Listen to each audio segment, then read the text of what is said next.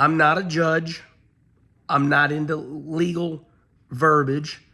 But yesterday, on December 18th, let me get it right. I got it wrote down here. Judge Kenneth D. Bell said NASCAR is a monopoly. Whoa. Okay, I'm going to say it one more time. I didn't say this.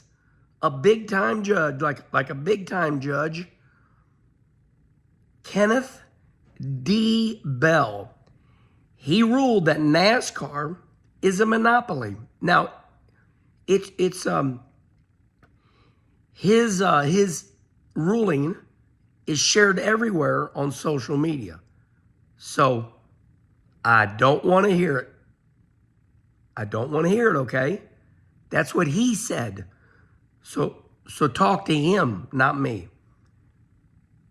3, I'm going to say it for the third time, just for Earnhardt. Judge Kenneth D. Bell, he ruled NASCAR is a monopoly. All right. Now, let's talk about it, okay? Let's talk about that. Okay, now, I know I was a little bit of a smart ass right there. But see, I don't want to hear it. Because here's why. Now we're going to talk about it. There is a phenomenon that happened. A phenomenon means something that is like rare, like whoa. Like he's a phenomenon. We didn't see him coming. Well, one thing we never saw coming was this. The fans, a lot of the older fans that love NASCAR, but they hate NASCAR too because the olden days are gone. They're mad at NASCAR because they're old and NASCAR is not the way it used to be. All of you are mad at 2311 in Front Row that they're suing NASCAR. And now they won this preliminary injunction. So this phenomenon rages. It's like, okay, this doesn't make sense. The fans, the old school fans that want to talk bad about NASCAR, it's kind of like I can talk bad about NASCAR, but not you. So this phenomenon is crazy. The fans will talk bad about NASCAR, the old school fans, because you're mad that the olden days are gone. Like you talk crap about NASCAR all the time, but now you're mad at 2311 and Front Row Motorsports that they sued NASCAR. Okay, respond right here. Tell me why that is. You talk bad about NASCAR, but you don't want the judge. You don't want Judge Kenneth D. Bell to talk bad about NASCAR. So that's a weird one. Okay, let's break this down now. Hey, Herman, dumb it down so us kids that went 1 through 8 can understand this. 2311 and Front Row Motorsport did not sign their charter agreement for 2025. And the reason they did not sign it is because they did not believe in the new charter agreement. Okay, I'm not going to repeat myself. You heard what I said. Now, however, 2311, Michael Jordan, Denny Hamlin, and Front Row Motorsport, they're suing NASCAR for monopolistic practices. And the judge agreed. The judge said, wow, NASCAR is a monopoly. They are the only game in town. There's no other place to go and do this. You can't race on NASCAR. There's no other NASCAR. Just like the judge said, read his statement. You read his statement. It's all over NASCAR. But here's where the lawsuit, the preliminary injunction. Okay, so while 2311 and Front Row, while they're suing NASCAR for monopolistic practices, 2311 and Front Row said, well, we want a preliminary injunction.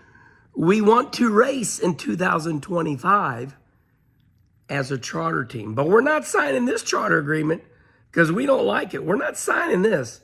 However, we do want to race with a charter. It's kind of like you want your cake and eat it too. So they went to court for this situation. Okay, now, I do want to be very clear. This was a monumental win for 2311 and Front Row Motorsport, only for 2025. Now, I'm going to repeat that again. This is a victory only for 2025. Judge Kenneth D. Bell said 2311 and Front Row have won. They've won their preliminary injunction only for 2025. It sounds like the judge is going to give it a year and figure out this whole situation in 2026. So basically, this whole deal is going to go on for a year and a half, 2 years, as expected. Okay? Does everybody understand? I'm not going to repeat it because you all tell me I repeat myself. So I'm assuming you understood me. I'm a little bit of a smart ass this morning, okay? All right. Ain't nothing wrong with that. It just, sometimes I'm a prick, and I feel like that this morning. Okay. Now, why is this a big deal? If you go back, I said nobody has ever beat NASCAR in a legal judgment ever. So this is a shocking blow. And I'm going to leave you with this. Major NASCAR executive texted me and said one word on the ruling. Stunning. Did you hear what I just said? A major NASCAR executive texted me last night on December 18th on that Wednesday evening. And they texted me this. Stunning. People are shocked and stunned because NASCAR has never, ever lost a legal judgment court case. And if they have, respond right here. But I don't ever remember it. Because as I've always said, NASCAR has got friends in Washington, D.C. And when, now this is my opinion. When NASCAR goes to do something big, they're going to make sure they're right. They're going to make sure they're right. December 18th, 2024, NASCAR lost its first huge court case. Big one, not a little one, big one. Because 2311 and Front Row, they don't want anything. They don't want anything. All they want is NASCAR to come back to the bargaining table and give the teams a bigger portion. Okay?